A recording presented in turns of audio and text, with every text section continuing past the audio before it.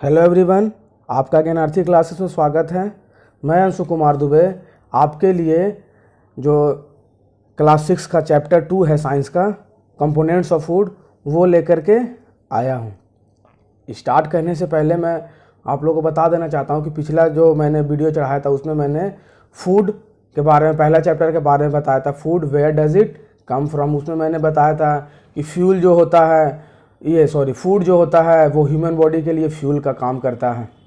जिस प्रकार गाड़ी चलाने के लिए पेट्रोल एक फ्यूल है, उसी प्रकार से ह्यूमन बॉडी को चलने के लिए, अच्छे से काम करने के लिए फूड क्या है, उसके लिए फ्यूल है। फिर मैंने बोला था कि फूड में बहुत सारे न्यूट्रिएंट्स होते हैं जो उनको एनर्जी देते हैं, उनके ग्रोथ में मदद करते हैं और उनको हेल्दी रखने में भी मदद करते हैं।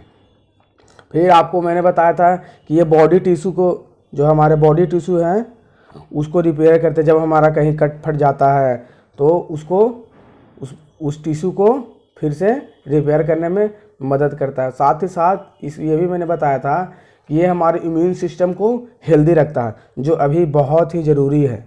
अभी का जो समय चल रहा है आपका कोरोना में, वो बोला जा रहा है कि जिनका इम्यून सिस्टम कमज़ोर है उन्हें क्या है, कोरोना वायरस जो है बहुत ही घातक सिद्ध हो सकता है उनके ऊपर, ये कहा जा रहा है। इसीलिए आप अपने इम्यून सिस्टम को मजबूत रखिए, जिसमें जो है आप पर डे 1-2 संतरा खा सकते हैं, 3 आम खा सकते हैं, या फिर 1 गुआवा आप खा सकते हैं, मतलब अमरूद।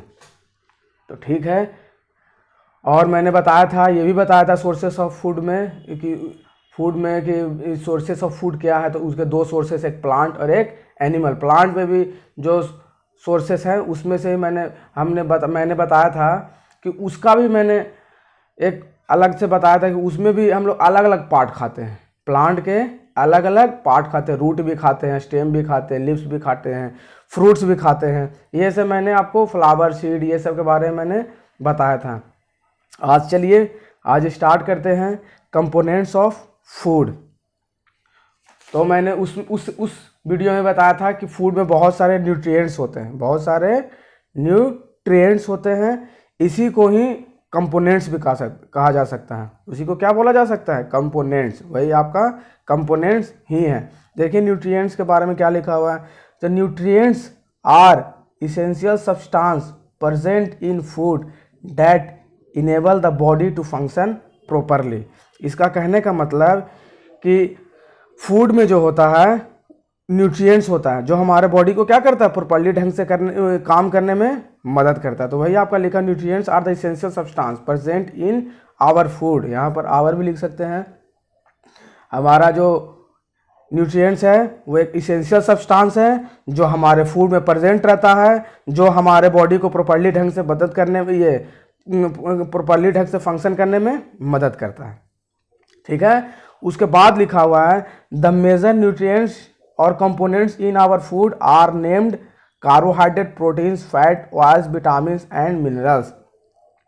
तो यहाँ पर एक ध्यान दीजिएगा कि हमारा जो मेजर कंपोनेंट है या मेजर न्यूट्रिएंट्स है हमारे फूड में, उनका नाम है carbohydrates, proteins, fats and oils, vitamins and minerals. इसके साथ ही हमारे लिए जो जरूरी है मेजर कंपोनेंट, वो हमारे लिए और क्या है, इसके साथ ही, इन एडिशन, इसके साथ ही फूड कंटेन्स डाइटरी फाइबर, जिसको रफेस बोलते हैं, and water which also needed by our body.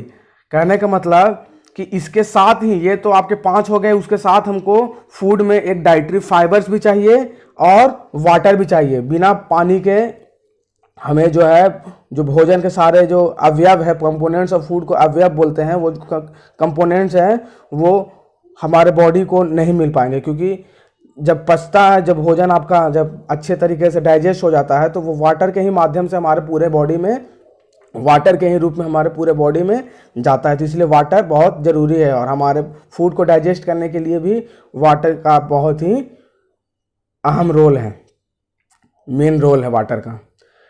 तो ठीक है, अगर आपका कभी क्वेश्चन पूछ दे कि इसमें से कौन सा आपका मेजर कंपोनेंट्स है, तो आपका अगर दे दे कि carbohydrate, proteins, fats and oils, vitamins and minerals, और वाटर भी साथ में, अगर वाटर भी दे दे तो आपको वाटर भी रखना पड़ेगा, और डाइटरी फाइबर्स भी, ये सब आपके मेजर कंपोनेंट्स हैं। ठीक है। अब चलिए आगे देखते हैं आगे क्या लिखा हुआ है। आगे देखिए लिखा हुआ है कि roughage is also included as an important components of food as it helps in digestion process.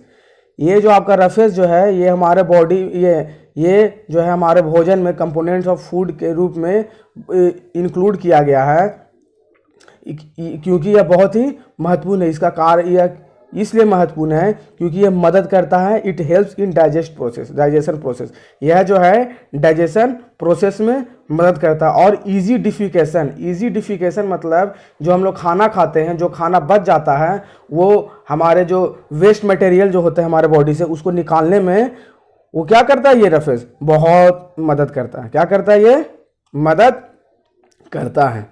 तो चलिए आगे देखते हैं क्या है आपका। अब लिखा हुआ है classification of food based on its function, मतलब कार्य के आधार पर, उनके काम के आधार पर, फूड का क्या क्या काम है उसके आधार पर आपका जो है फूड को कितने रूपों में मतलब क्लासिफाई किया गया है, कैसे क्लासिफाई किया गया। तो देखिए क्या है, तो पहला आपका है एनर्जी गिविंग फूड, मतलब पहला काम क्या है फूड का, एनर्जी देता है। तो एनर्जी गिविंग फूड में कौन कौन आ गया, कार्बोहाइड्रेट्स एंड फैट्स।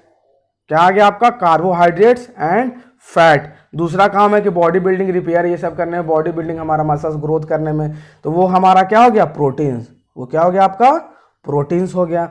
अब है प्रोटेक्टिव फूड, जो मैंने बताया कि हमें कीप्स अस हेल्दी या इम्यून सिस्टम हेल्दी रखने में हमें मदद करता है, तो वो है हमारा प्रोटेक्टिव, उसको प्रोटेक्टिव फूड्स कहते हैं, जैसे मिनरल्स एंड विटामिन्स। ये आपका जो है प्रोटेक्टिव फूड है। मिनरल्स और विटामिन्स क्या है आपका, प्रोटेक्टिव फूड है। तो दोस्तों आज के लिए इतना ही।